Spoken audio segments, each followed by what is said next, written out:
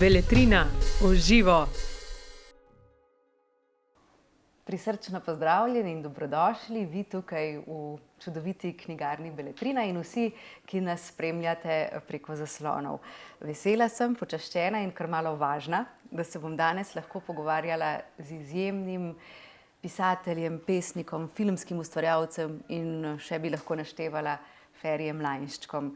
Ko sem želela našteti vsa vaša umetniška dela in vse nagrade, jih je bilo toliko, da bom iskreno povedala, se mi je zdelo škoda časa, da bi vse ponavljala. Meni je dolg čas, ko jih naštevajo.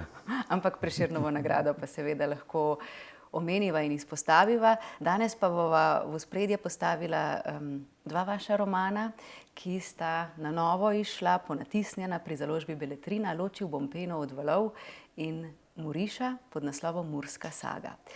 Če bi ju opisali z enim stavkom, kaj bi rekli, da je to zgodba o ljubezni ali kako drugače? Ja, vsekakor sta dve zgodbi o ljubezni. In še mnogo več njih vmes, ne? Ja, ne vem, z enim stavkom res težko. Zdi se mi, da se dobro sestavita v eno knjigo, da sta pač, kako bi rekel, pol in celota, ne, da zdaj, prvi roman je zgrajen na ideji pač te ženske, ki se zelo bogato poroči in potem to bogatstvo materialno ne prinese sreče in pač pobegne od moža. To je neka osnovna ideja. Obremenjena seveda s tem, da imate otroka, ki ga zapusti. Drugi roman je pa zgrajen na ideji, ki jo pravzaprav ti, ki so pisali v romanu, nekako niso izbrskali, meni pa se zdi bistvena.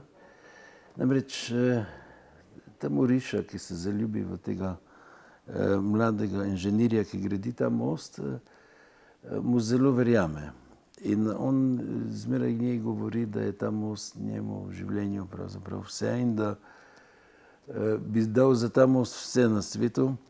Ampak ko potem rušijo ta most, pač, ker prihajajo Nemci, se pravi takoj praktično, ko so ga zgradili, ne gre ta inženir braniti ta most, ampak gre ona na ta most in na tem mostu tudi umre. Ne? Se pravi, to se mi zdi tisto, kar je gnalo ta roman pravzaprav. Da ne gre moškim verjeti. Kaj pa vem? Ne vem, bolj mu je verjela, kot je on verjel sam sebi. Zdi se mi, da je to nek princip, nek ženski princip, ki potem na koncu pripelje do tega žrtvovanja. To sem hotel preizkusiti v tem romanu. Moram reči, da na polovici pisanja, ko sem vedel, da bo morala umreti, sem se začel zelo boriti za njo in sem praktično cel drugi del romana pisal na način, da sem iskal varianto, kako bi lahko ona preživela. In mi na koncu ni uspelo. Ne? Če bi ona preživela, potem bi ta ideja padla. Ne? Potem ta ideja ne bi zaživela. No pa zdaj, če sem se že razgovoril na prvem vprašanju, nekako eno leto je do podelitve te nagrade Kresnik, ki seveda poteka na tak način ves čas, da pač tam stojimo v vrsti in čakamo. Za ta roman ste jo dobili, ne? Ja, si to hočem reči in ko so potem sporočili to ime, ne, pač da sem jaz dobil to, mi je šla skozi mene ena elektrika, tako, ampak ne zato, da bi se veselil nagrade v tem smislu, ampak ta misel, da Muriša ni umrla za manj. Ne, to je bila takrat moja prva misel, se pravi, da sem jaz praktično za to junakinjo še eno leto po tistem, ko sem roman končal, na nek način žaloval. No, ker sem se res zaljubil v to žensko, to se mi redko dogaja pravzaprav. da bi se v lastne literarne like zaljubljal, ne vem, da je to obstaja za to kakšna diagnoza, ali ne vem, je to kako taka Temu se reče resnično strastno pisanje, ne? Verjetno je to, predvsem pa je ta ženska taka, da če bi jo srečal na ulici, bi verjetno kar odcepljal za njo. Ampak, ko vas poslušam, govorite tako, kot ne bi vi pisali zgodbe, ampak bi zgodba pisala vas. Dejali ste, ko sem se zavedal, da bo morala umreti, pa vendarle ste pisatelj. Vi imate svinčnik njene usode v rokah, ali ni tako? Moji romani nastajajo res na en zelo poseben način, vsaj ti, no, ki jih imam za velike romane mojega življenja, če tako rečem, ne. Namreč najprej ustvarjam literarne like.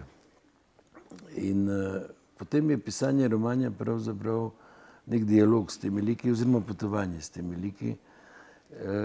In ta dialog poteka na ta način, da nisem avtor v tem smislu, da bi bil Bog, ne? Da bi bil vsemogoč, da bi usmerjal like, ampak imajo moji liki, no, tako moram reči, svobodno voljo. In nikoli, običajno se ne ve, kako se bo končalo. Običajno se konča bolj žalostno, kot si želim, ne.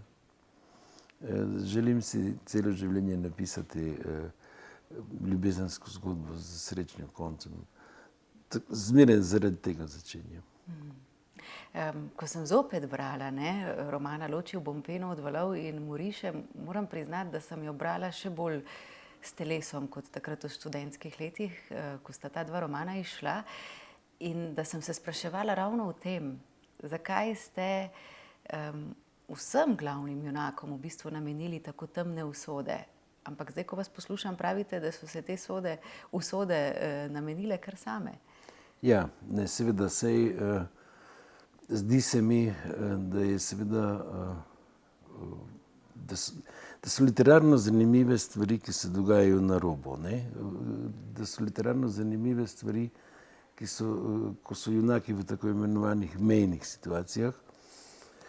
Ker mislim, da je nasploh v življenju tako, da šele ko smo v robnih mejnih položajih, pokažemo svoje pravo bistvo, svoj značaj.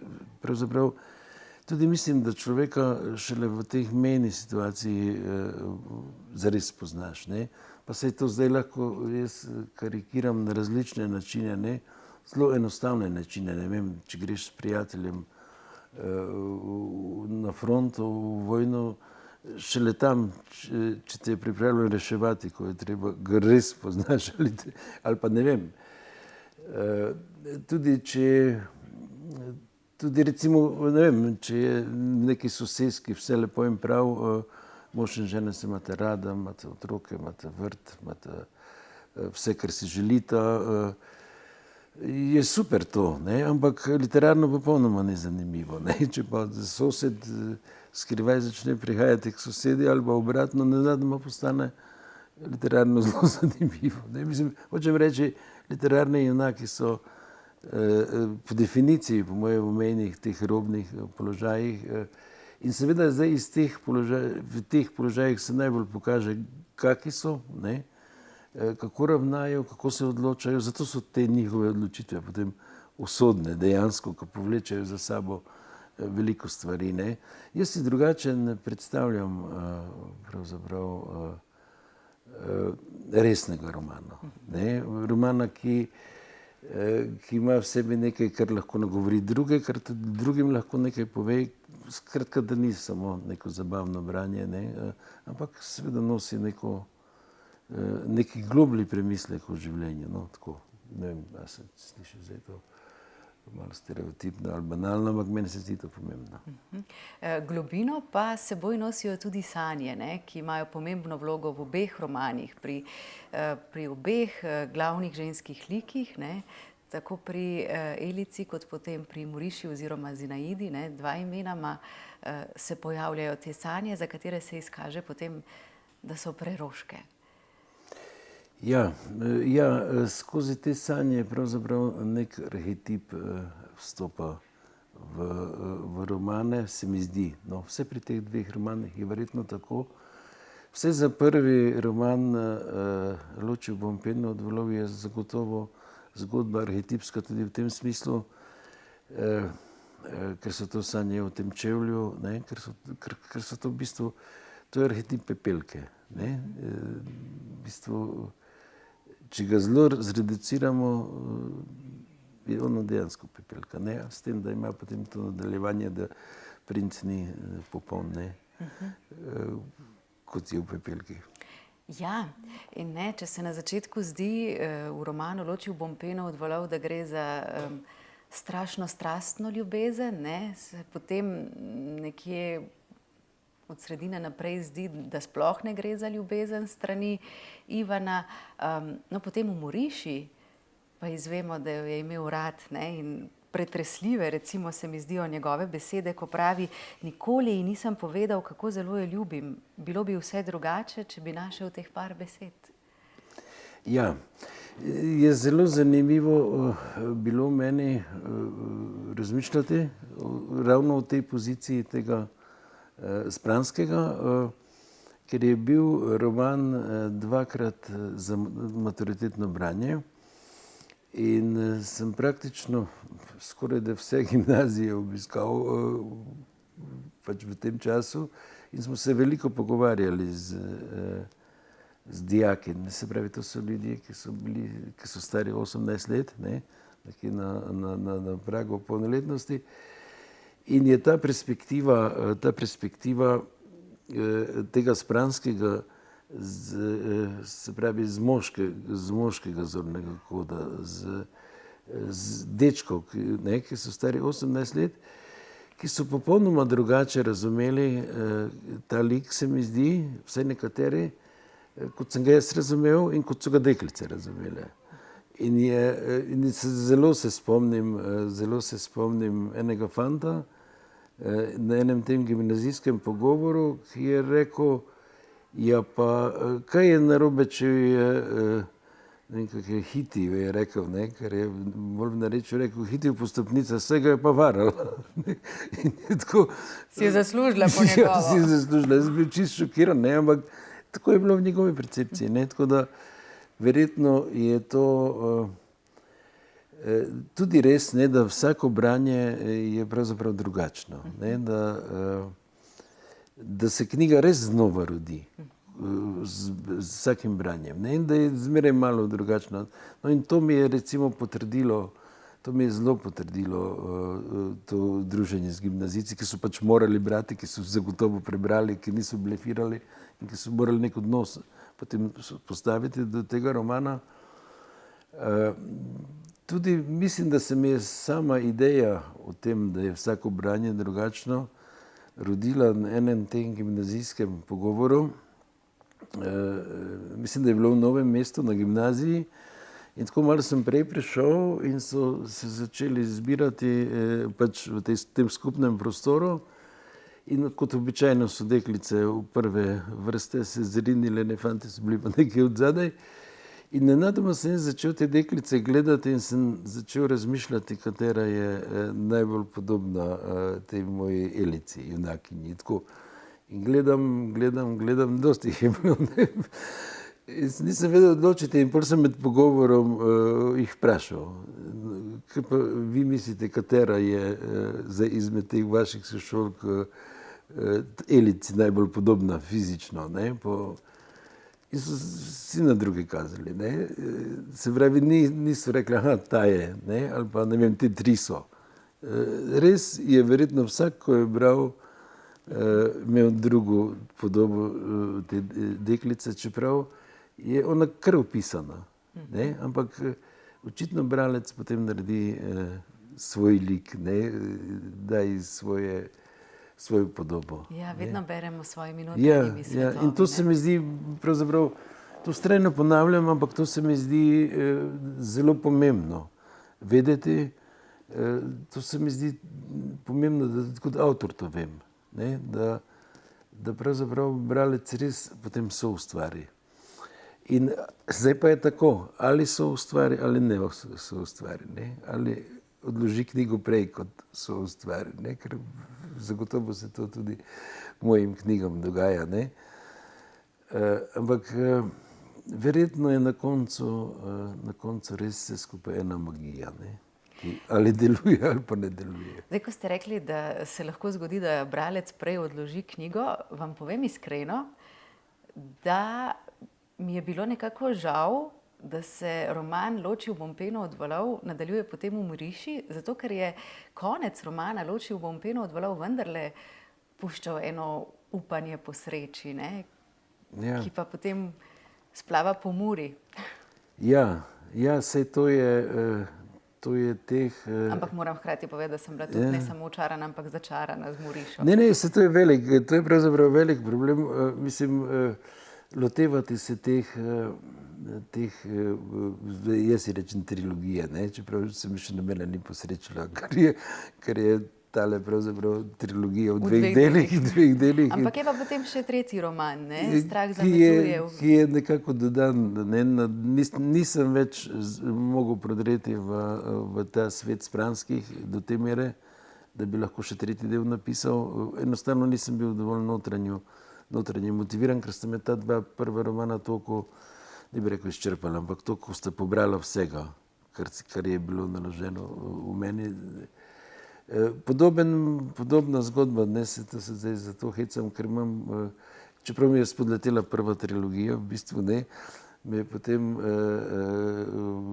Mitja Čander, urednik Beletrine, še za eno trilogijo dogovoril, ne, ki je povezana pa s Kurjem pastirjem. Kako kaže z drugim delom? Pa zelo v redu kaže, no, tako moram reči, sem na polovici. Ampak to je zgodba o vašem otroštvu. To je zgodba o mojem otroštvu, ampak je spet zelo podobno, ker namreč, če se malo vrnem, jaz sem razmišljal seveda o tej murski trilogiji takrat, kot o trilogiji, ki bo prejšnje stoletje presekala v teh najbolj kriznih obdobjih. Prva svetovna vojna, druga svetovna vojna in vojna za Slovenijo, ne, to. In seveda je pa potem zelo hitro to šlo v neko svojo drugo zgodbo in na eni strani je nastala izrazito ženska zgodba, se pravi Eličina zgodba, tudi perspektiva pripovedovanja, in potem je nastala Julijanova zgodba v drugi knjigi, se pravi Sinova in perspektiva iz moške perspektive, tako, to je zorni kot pisanja. Kar je seveda želelo si tretji del, ki bi se to dvoje nekako združilo, ne? Ampak ni prišlo do tega. Zdaj, če preskočim Kurjemu pastirju, je pa spet zelo podobno, na prvi pogled je nekaj, kar samo nadaljuješ, ne? Jaz bi lahko prvo knjigo Kurji pastir praktično nadaljeval, pisal naprej, ne bi imel nobenih težav, ampak nastala bi neka nadaljevanka, ne bi bilo tega, in ker sem skušal opisati s prvima dvema romanoma. In tu je zdaj spet Kurji pastir, ta, ki ste ga brali, ne, prva knjiga, je pisan to Jungovo metodo aktivne imaginacije, izrazito s pomočjo sanj, praktično izsanjan, ne, in drugi roman pa seveda govori v času, ko že moj zavestni spomin živi, ne, se pravi 4, 5, 6 let, to predšolsko obdobje, in se ga ne da na isti način pisati, ne, in sem zato moral presekati in začeti spet znova praktično, ne, tako iz temeljev. Ne vem, zakaj zdaj to razlagam, skušam ponazoriti, da enostavno ne hodim po lažji poti, da mi niso zanimive te lažje poti. Verjetno bi se še prej izpisal, ne, če bi po tej poti šel. Ravno to sem vas želela vprašati, ne, ko ste povedali, da ste Kurjega pastirja pisali po eni posebni metodi aktivnega sanjanja po Gustavu Jungu, ne. Ostale romane pišete drugače in se to dejansko pozna tudi v vašem življenju? Ja, to je zdaj zanimivo vprašanje tudi zame. Vsekakor je ta izkušnja z Kurjim pastirjem in s tem vračanjem v to zgodnje otroštvo za mene zelo zdravilna. Ne? Najprej sem vztrajno govoril, ne vem, če se nisva celo midva pogovarjala, da nikakor ne gre za psihoterapijo, da je pač to samo umetniški postopek. Zdaj po enem letu govorim, da seveda gre za psihoterapijo in da mi je ta roman pravzaprav vrnil otroštvo, ne? Na nek drug način, da sem neko idealizirano podobo otroštva, ki sem nosil s sabo, lahko zdaj poglobil in vidim popolnoma drugače pravzaprav to svoje otroštvo kot neka pomiritev, kot neka sprava, kot nekaj, bolje razumem vse te ljudi, vse so že mrtvi, vsi oče in mama in vsi ti protagonisti Kurjega pastirja so praktično pokojni, ne, ampak zdaj jih bolje razumem. Ne? Zdaj razumem, zakaj so nekatere stvari zgodile. Tako, to je odgovor na vprašanje, ali to vpliva name. Verjetno vpliva, ne? Verjetno vpliva, ampak zelo nerad si takole kako bi rekel, na prvo žogo, ne? Takole na hitro priznam. Ne bi se fajn počutil, če bi se zelo zavedal, da je vseh 30 mojih romanov neko samozdravljenje. Ne? Je pa zagotovo nek poskus razumeti ta svet. Ne? Je nek poskus razumeti, zakaj na tem svetu gre, kak je smisel vsega tega, kar počnemo. Ne? In v tem smislu sem se pač tako gradil. Drugače bi razmišljal po moje, če teh 30 romanov ne bi napisal, bi razmišljal zelo drugače o svetu, v katerem živim in o vsem tem. Zdaj, ali bi to lahko nadoknadil po drugi poti, ne? Ali bi lahko toliko bral, kot mi zdaj ni bilo dano, ne? Da bi to prebral knjig pomembnejših avtorjev ali pa avtorjev, ki o tem vedo več, mogoče bi vedel več. Ne? Se ne vem, se ne moreš, ampak to je pač ena pot. Ne? Ena pot, ki jo pač hodiš in zdaj sem v obdobju, ko se lahko malo oziram nazaj, ne? Zdaj se oziram 2003, 2006, ne? Sta ta dva romana prvič izšla, ne? Koliko je to se slabo računa, ampak skoraj 20 let, ne? Zagotovo sem takrat razmišljal malo drugače v svetu, kot zdaj razmišljam. To sem vas želela vprašati, ne? Knjiga je samostalnik, življenje pa je na nek način glagol, ne? Čeprav ne v slovničnem pomenu besede. To mi je že prvič slišim to, ampak mi je všeč to. Znana je tudi misel, da nikoli ne stopimo v isto reko, ne? Mura je pomembna v teh dveh vaših romanih. Kako pa je, zdaj, ko ste vi drugačni, po skoraj 20 letih, 15 letih, drugače brati svoje lastno pisanje? Ja, zagotovo je neka možnost vračanja, ki je verjetno ne bi imel, če teh 30 romanov ne bi bilo, ali koliko jih je. Namreč,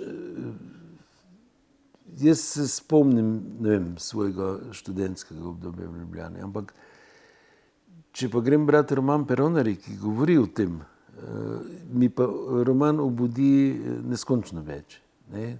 To pot sem prehodil, ker je bil tudi ponatisnjen in sem se skozi roman vračal praktično. Ne? In seveda videl, da sem zelo drugače gledal na svet. Že recimo noče, tako zelo rad imam te poenostavitve, ne? Ampak če samo razmišljam o mojih ženskih likih, ne? Skozi to poleto, ker ni mojega romana brez ženskega lika, ne? Tudi Kurji pastir je mama nekje. Ne? V bistvu, moj odnos, moje razumevanje, moja fascinacija, vse to se je zelo spreminjalo. Ne? Če berem te Peronarje, tam je neka fatalna ženska, ne?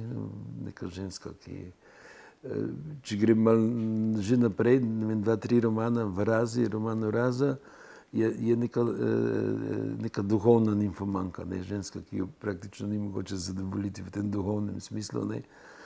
če prideva sem do Elice, ne, je to vendar neka zrela ženska, ne, ki se odloča o pomembnih stvarih. Hočem reči, tako se spreminja verjetno tudi, najprej prideva do Moriše, v katero sem se res zaljubil, ne, moj odnos se spreminja. Ne, in ne vem, kak je odnos, recimo, če mi Bog da, da bom pri 80-ih napisal en ljubezenski roman, ne, ali se mora dogajati v pokojenskem domu, ali se lahko dogaja kje drugje. Mislim, radoveden sem, no, hočem reči, verjetno se mi bo spremenil odnos. Ko ste omenili Razo, v Razi, če se prav spomnim, se pojavi Jeno. Ja. In pojavi se tudi potem v romanu Ločil bom peno od valov. Se je to zgodilo zavedno ali nezavedno? Pa še nekaj vas moram vprašati. V tej svoji modrosti Jeno spominja na vas. No, to je kompliment, ne? To je kompliment. Jaz, namreč, ta lik, ne? Kako se bo sploh prav po prekmursko reče? Jeno Forgas, ne? Tako bi se izgovorilo, ker primek je madžarski. Zdaj ta lik, ne? Ta lik, ki se pojavi, mislim, da se še pojavi, je pravzaprav nek fantomski lik, ne? Je nek fantom, jaz ga tako doživljam kot nekega fantoma, nekoga, ki popolnoma razume nekaj, kar jaz ne razumem. Ja, ki mu je vse jasno in ki razume ravnico. To je ta fantom iz ravnice, ne. Namreč, kako bi to rekel, ta fenomenologija ravnice, ta neka specifika ravnice mene ves čas pravzaprav vznemirja. In si jo skušam tudi skozi romane nekako razlagati, to doživljanje ravnice, ne, ali pa kako vpliva ravnica, kako geografija vpliva na dušo, na človeka. No, in on o tem veliko ve, ne. Namreč ravnica je specifična v tem svojim, ker ni to prekmurska ravnica, ne. Čeprav ves čas govorimo o Prekmurju skozi moj roman, ampak jaz tisto drugo ravnico vidim, Prekmurje je samo en fraktalček, neskončno velika ravnica, ki se razteza do Karpatov, mislim, kamorkoli greš v ono smer, naravnem praktično, ne. In to je verjetno doživljanje sveta človeka, ki se počuti kot neka mravlja, ne? Ki ima perspektivo mravlje v bistvu. Ne? Nizko vse je daleč, nebo je visoko. To doživljanje sveta. In to je nekako kot nek fantom ravnice upove. Ja, takole recimo, ne? Občutka, ko si lahko vsaj en samcat človeški trenutek delil z Bogom, seveda potem nikoli ne pozabiš. Vse, kar odtlej na tem svetu še počneš, je z njim vse bolj zaznamovano. In končno si priznaš, da le čakaš, ali se bo kdaj ponovilo. Toda Bog seveda ve, da si že itak dobil več, kot ti na zemlji pripada, in od vsega ti tako na koncu ostane le občutek za veter. Lepo je to rekel. Ampak to v bistvu vi govorite, ne? Ja, ali bi za kateri drug lik rekel, da je bolj vi? Ja, ne, saj to je ta nek najbližje meni, ne. Skozi njega sem povedal to, kar vem o ravnici, ne, ampak to sem se zdrznil, če zares govoriš, ne, ali zares. To je pravzaprav veliko vprašanje, ne. Pri mojem načinu pisanja nisem tako predrzen, da bi rekel, da to jaz govorim, ne. Zdi se mi, da skozi mene govorijo stvari in reči. In namreč res nekako verjamem v to pesniško resnico v tem svetu, ne, ki praktično potuje skozi stoletja, skozi tisočletja, ravno s pomočjo arhetipov, ne, ravno s pomočjo in s pomočjo kolektivnega nezavednega pravzaprav prihajamo do nje, ne. Jaz imam to srečo, da mi je to dano, oziroma da sem si nekako te pristope nekako izboril, ali kako bi zdaj to rekel, ali pa sem se zraven prešvercal, da malo poslušam, ampak zdi se mi, da to govori, ne? Da praktično ta pesniška resnica lahko spregovori skozi nas, ne samo skozi pisatelje, tudi sicer skozi ljudi. Ne? In o tej višji resnici tudi pišete, ne? V romanu Ločil bom peno od valov, ko recimo pravite, naj je bilo življenje še tako darežljivo, še zmeraj je bilo nekje nekaj, kar ga je presegalo. Saj je moralo biti, pa tudi če je bilo samo hrepenenje, kajti sicer so reči zmeraj znova začele izgubljati smisel. Ne? Ja, to kar podpišem, ja. Kot da bi vi napisali, ja? Se kdaj poigravate z mislijo, da pa bi vendarle nadaljevali zgodbo Spranskega, recimo Julijana, njegova velika ljubezen, sestra v bistvu je umrla. Bi mu zdaj pripisali kakšno srečnejšo usodo? Ne, zelo hudo bi se nadaljevala ta zgodba. Pa kar ne pišete. Mislim, zdaj to lahko mirno pravzaprav rečem, jaz sem imel zasnovano tretji del. In tretji del, ki je bil povezan z tistim povojnim obdobjem, mogoče vam kaj pove, film je bil narejen dokumentarni Otroci s Petrička. In tam bi se nadaljevala ta zgodba Spranskih. Zdaj, zgodila sta se pa... To je dokumentarni film o vojnih sobotah. Ja. In dva momenta, ki sta me odvrnila od tretjega dela, pa prvi moment običajno še povem med pogovorom, tretjega pa ne vem, če sem kdaj omenil, oziroma drugega pa ne vem, če sem kdaj omenil. Prvi je, ker sem govoril o tej dilemi tretjega dela spet gimnazijcem, to je pa bilo v Idriji, kako se matram s tretjim delom, in ponazoril sem ga, da sta prva dva romana iz časa, ko nisem živel. Tretji roman je pa iz časa, ko sem živel. Ne? Se pravi, Vojna za Slovenijo in to. Ne? In je ena deklica vstala, ena gimnazijka, in je rekla, pa veste, jaz vas ne razumem, zakaj se matrate s tem tretjim delom. Napisali ste čudoviti dve knjigi, jaz sem obe prebrala, je pač bila ena tistih, ki so te drugi del. In je rekla, a ni to dovolj? In sem se jaz takrat odločil, v bistvu, da takrat sem se dokončno odrešil tretjega dela zaradi te deklice.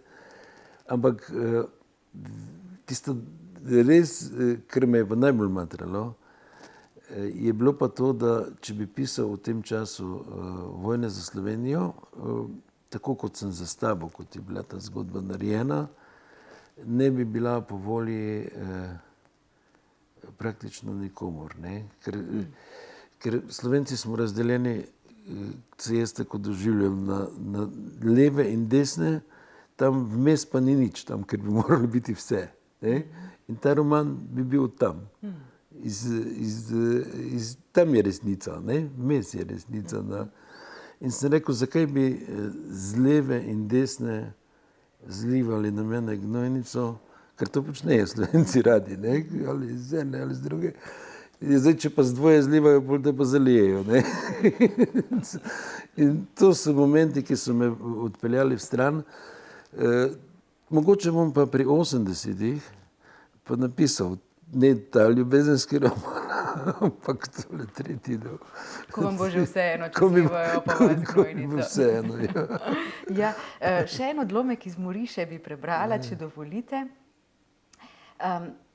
Nekje je morala biti meja in enkrat se je morala posoda nezadoščenosti tudi napolniti. Se mi zdi, da nas ravno vaša literarna dela na nek način napolnjujejo, ne? Prej ste dejali med pogovorom, da zaradi tega, ker pišete vi, drugače razumete ta svet, pa ga tudi mi bolje razumemo zaradi vaših romanov. Ja, to mi je res ljubo. No, mislim, hvala za to. Še nekaj bi vas vprašala, ko sem recimo prebrala še enkrat, zdaj Ločil bom peno od valov in Morišo, sem bila na eni strani očarana, na drugi strani pretresena in preprosto zdaj že nekaj časa ne zmorem prijeti v roke druge knjige, ker sta ta dva romana v meni pustila tako močne sledi. Kako je potem šele pri vas, ko pa ste pisali zgodbe, ko pišete zgodbe, koliko časa potrebujete odmora od njih? Ja, in tudi zelo nerad se pravzaprav vračam, moram reči, velikokrat gre za to, da jih preprosto nekako ne pozabim, ampak odrinem, zato rabim med romani to neko obdobje, ki je lebdenje, ne, ki pravzaprav ni iskanje drugega romana, ampak je poslavljanje od tega prvega romana. Ne vem, ko sem bil res še, kako bi rekel, vajenec, sem po enem izmed romanov, mislim, da je Raza bila, hodil tu po Ljubljani, tako zgubljen in sem se takrat, sva se veliko družila z Dragom Jančarjem, pa še zdaj ga vidim, me je takole pogledal, ja, pa kaj ti tega ne veš, da se to dogaja po romanih, ne? In me je bilo tako samo posebej umevno, da si po romanu, da si v neki luknji, ne, da si malo zgubljen ali pa da malo bluziš, ne, tako neko poporodno stanje, tako poporodna depresija, ali kako bi se temu reklo. Zapisana depresija. Zapisana depresija. Pa berete pisatelji romane drug drugega? Jaz moram reči, da berem, ampak da sem zelo izbirčen, zato sem prej načel. Vsak ima pravico odložiti roman, ki ga ne nagovori, in tudi moj roman ima pravico odložiti. In jaz jih res veliko odložim, ker me ne nagovorijo. In se potem pri sebi ukvarjam s tem, ne, zakaj me ne nagovorijo. Ne? Ali je z mano kaj narobe, ali z romanom kaj narobe. Ne? Ta odgovor je oni. In moram reči, da sem z leti spoznal sam, da tisto, kar sam ne napišem z navdihom, z nekim izrazitim notranjim nemirom in močjo, tisto tudi bralce ne potegne. Ne? Zato zdaj res pišem samo takrat, ko imam navdih, ne? Hvala Bogu ga imam, ne? Ker sem očitno tak po naravi, ampak berem pa tudi samo takrat, ko imam navdih, ne? Ko me tekst nagovori, no, in zdaj recimo komaj čakam, da bom končal Kurjega pastirja, ker vmes ne morem brati, da bom spet lahko bral. Tako, in še en vaš odlomek bi prebrala, tudi iz Moriše, zaljubljen odlomek, ki pravi: bilo mu je, kot bi mu zraslo še eno srce, ki je bilo mehkejše od njegovega in se je z lahkoto odpiralo za drugega. Premoglo pa je tudi pogum, spričo katerega so se mu zdeli vsi dotedanji strahovi neznatni. Ja, to sem pa že prej pred pogovorom rekel, da tega stavka se pa nisem zapomnil, ta stavek mi je nov in zelo imam rad to drugo srce. Ja. In se mi zdi, da nam veliko novih src zraste medtem, ko beremo vaše romane tudi, ne? Ja, verjetno je res tako. Ja. Še na mnogo romanov in na mnogo let, bom rekla na koncu, in najlepša hvala. Hvala tudi vam.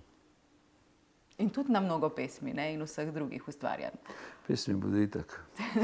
A pesmi lažje pa same nastanejo? Pa kaj pa vem, zakaj sploh nastanejo? Nastanejo kar tako iz navdiha. Ne vem, če lažje, ampak zelo sem vesel, da nastanejo. Ampak to ne pomeni, da jih napišem v trenutku. Nosim jih s sabo, tako vozijo se z mano v Ljubljano pa nazaj, pa dozorijo. Kdaj pa potem dozorene izstopijo na papir? Pravzaprav je zelo nebistveno. To mi je enkrat Kaja Tanković, ko sva se pogovarjala, je rekel, ne vem, zakaj me sprašujejo, ali pišem na roko, ali pišem na pisalni stroj, ali pišem z računalnik, ko pa je to tako nebistveno. Pišem, ko grem na sprehod po barju. Ne? Jaz moram podobno reči. Še najpogosteje jih na telefon zapišem. No. Meni je zelo ljubka, se mi zdi tista pesem, ko pravite, kako fino je ležati z rokami pod glavo. Vi si dovolj pogosto privoščite počitek? Prevečkrat. Hvala lepa, in tudi zdaj vam ga privoščim, sem že skoraj zaključila, pa še nekaj vprašala in tako bi se lahko pogovarjala še cel dan. Hvala. Hvala. Beletrina v živo.